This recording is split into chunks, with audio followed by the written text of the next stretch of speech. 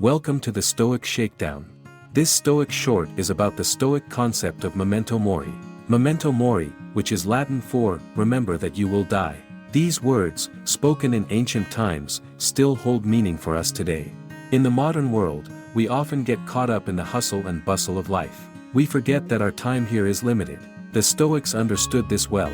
The Roman Stoic Seneca wrote, "Let us prepare our minds as if we'd come to the very end of life. Let us postpone nothing." Stoic influencer Ryan Holiday writes, "It's easy to lose track of that mortality, to forget time, to think that you're going to live forever." And Marcus Aurelius, the emperor and philosopher, wrote, "You could leave life right now. Let that determine what you do and say and think." Stoics use the skull as a reminder of the transience of life. It's a powerful image that can help us keep things in perspective.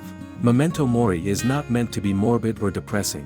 It's a reminder to live life fully, to appreciate every moment, and to focus on what's truly important. When we remember that our time here is limited, we're more likely to make the most of it, to love deeply, to pursue our dreams, and to leave a positive mark on the world.